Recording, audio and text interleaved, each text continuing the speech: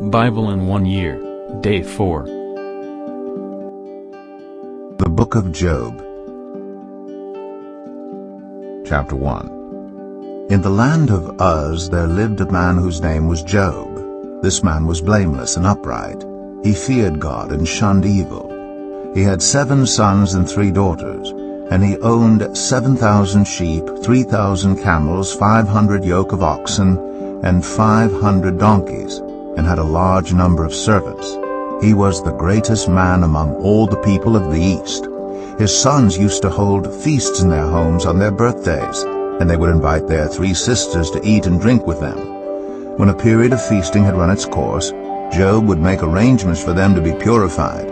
Early in the morning he would sacrifice a burnt offering for each of them, thinking, "Perhaps my children have sinned and cursed God in their hearts." This was Job's regular custom. One day the angels came to present themselves before the Lord, and Satan also came with them. The Lord said to Satan, "Where have you come from?" Satan answered the Lord, "From roaming throughout the earth, going back and forth on it." Then the Lord said to Satan, "Have you considered my servant Job? There is no one on earth like him. He is blameless and upright, a man who fears God and shuns evil." "Does Job fear God for nothing?" Satan replied.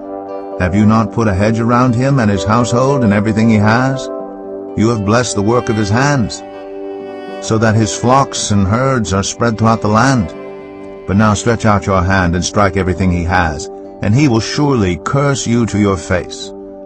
The Lord said to Satan, "Very well then, everything he has is in your power, but on the man himself do not lay a finger." Then Satan went out from the presence of the Lord. One day, when Job's sons and daughters were feasting and drinking wine at the oldest brother's house, a messenger came to Job and said, "The oxen were plowing, and the donkeys were grazing nearby, and the Sabaeans attacked and made off with them.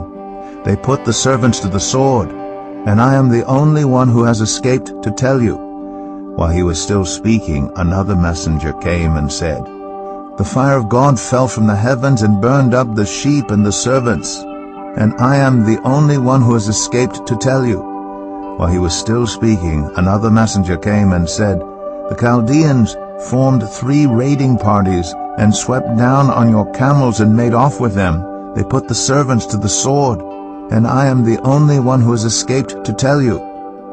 While he was still speaking, yet another messenger came and said, "Your sons and daughters were feasting and drinking wine at the oldest brother's house, when suddenly a mighty wind swept in from the desert and struck the 4 corners of the house.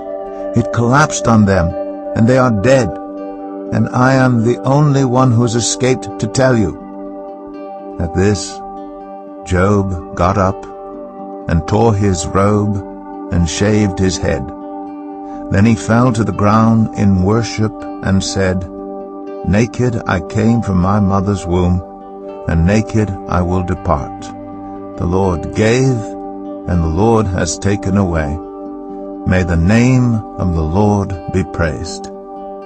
In all this, Job did not sin by charging God with wrongdoing. Job 2. On another day the angels came to present themselves before the Lord, and Satan also came with them to present himself before him. And the Lord said to Satan, "Where have you come from?" Satan answered the Lord, "From roaming throughout the earth, going back and forth on it." Then the Lord said to Satan, "Have you considered my servant Job? There is no one on earth like him. He is blameless and upright, a man who fears God and shuns evil. And he still maintains his integrity, though you incited me against him to ruin him without any reason." "Skin for skin," Satan replied. "A man will give all he has for his own life. But now stretch out your hand and strike his flesh and bones, and he will surely curse you to your face." The Lord said to Satan, "Very well then, he is in your hands, but you must spare his life." So Satan went out from the presence of the Lord and afflicted Job with painful sores from the soles of his feet to the crown of his head. Then Job took a piece of broken pottery and scraped himself with it as he sat among the ashes. His wife said to him, "Are you still maintaining your integrity? Curse God and die." He replied, "You are talking like a foolish woman. Shall we accept good from God and not trouble?" In all this, Job did not sin in what he said. When Job's 3 friends, Eliphaz the Temanite, Bildad the Shuhite, and Zophar the Naamathite, heard about all the troubles that had come upon him, they set out from their homes and met together by agreement to go and sympathize with him and comfort him. When they saw him from a distance, they could hardly recognize him. They began to weep aloud, and they tore their robes and sprinkled dust on their heads. Then they sat on the ground with him for 7 days and 7 nights. No one said a word to him because they saw how great his suffering was. Job 3. After this, Job opened his mouth and cursed the day of his birth. He said, "May the day of my birth perish, and the night that said, 'A boy is conceived.' That day may it turn to darkness. May God above not care about it. May no light shine on it. May gloom and utter darkness claim it once more. May a cloud settle over it. May blackness overwhelm it. That night may thick darkness seize it. May it not be included among the days of the year, nor be entered in any of the months. May that night be barren. May no shout of joy be heard in it. May those who curse days curse that day, those who are ready to rouse Leviathan. May its morning stars become dark. May it wait for daylight in vain, and not see the rays of dawn. For it did not shut the doors of the womb on me to hide trouble from my eyes. Why did I not perish at birth and die as I came from the womb? Why were there knees to receive me and breasts that I might be nursed? For now I would be lying down in peace. I would be asleep and at rest with kings and rulers of the earth, who built for themselves places now lying in ruins, with princes who had gold, who filled their houses with silver. Or why was I not hidden away in the ground, like a stillborn child, like an infant who never saw the light of day? There the wicked cease from turmoil, and there the weary are at rest. Captives also enjoy their ease. They no longer hear the slave drivers shout. The small and the great are there, and the slaves are freed from their owners. Why is light given to those in misery, and life to the bitter of soul, to those who long for death that does not come, who search for it more than for hidden treasure, who are filled with gladness and rejoice when they reach the grave? Why is life given to a man whose way is hidden, whom God has hedged in? For sighing has become my daily food. My groans pour out like water. What I feared has come upon me. What I dreaded has happened to me. I have no peace, no quietness. I have no rest, but only turmoil. Job 4. Then Eliphaz the Temanite replied, "If someone ventures a word with you, will you be impatient? But who can keep from speaking?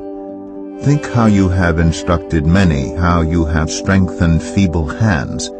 Your words have supported those who stumbled. You have strengthened faltering knees. But now trouble comes to you, and you are discouraged. It strikes you, and you are dismayed. Should not your piety be your confidence, and your blameless ways your hope? Consider now, who being innocent has ever perished? Where were the upright ever destroyed?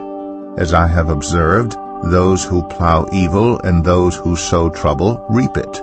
At the breath of God they perish. At the blast of his anger they are no more. The lions may roar and growl, yet the teeth of the great lions are broken. The lion perishes for lack of prey, and the cubs of the lioness are scattered. A word was secretly brought to me. My ears caught a whisper of it. Amid disquieting dreams in the night, when deep sleep falls on people, fear and trembling seized me and made all my bones shake. A spirit glided past my face, and the hair on my body stood on end. It stopped, but I could not tell what it was. A form stood before my eyes, and I heard a hushed voice. Can a mortal be more righteous than God? Can even a strong man be more pure than his Maker? If God places no trust in his servants, if he charges his angels with error, how much more those who live in houses of clay, whose foundations are in the dust, who are crushed more readily than a moth. Between dawn and dusk they are broken to pieces, unnoticed. They perish forever. Are not the cords of their tent pulled up, so that they die without wisdom? Job 5. Call if you will, but who will answer you? To which of the holy ones will you turn? Resentment kills a fool, and envy slays the simple. I myself have seen a fool taking root, but suddenly his house was cursed. His children are far from safety, crushed in court without a defender. The hungry consume his harvest, taking it even from among thorns, and the thirsty pant after his wealth. For hardship does not spring from the soil, nor does trouble sprout from the ground. Yet man is born to trouble as surely as sparks fly upward. But if I were you, I would appeal to God. I would lay my cause before him. He performs wonders that cannot be fathomed, miracles that cannot be counted. He provides rain for the earth. He sends water on the countryside. The lowly he sets on high, and those who mourn are lifted to safety. He thwarts the plans of the crafty, so that their hands achieve no success. He catches the wise in their craftiness, and the schemes of the wily are swept away. Darkness comes upon them in the daytime. At noon they grope as in the night. He saves the needy from the sword in their mouth. He saves them from the clutches of the powerful. So the poor have hope, and injustice shuts its mouth. Blessed is the one whom God corrects. So do not despise the discipline of the Almighty. For he wounds, but he also binds up. He injures, but his hands also heal. From 6 calamities he will rescue you. In 7 no harm will touch you. In famine he will deliver you from death, and in battle from the stroke of the sword.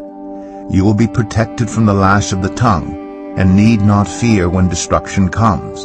You will laugh at destruction and famine, and need not fear the wild animals. For you will have a covenant with the stones of the field, and the wild animals will be at peace with you. You will know that your tent is secure. You will take stock of your property and find nothing missing.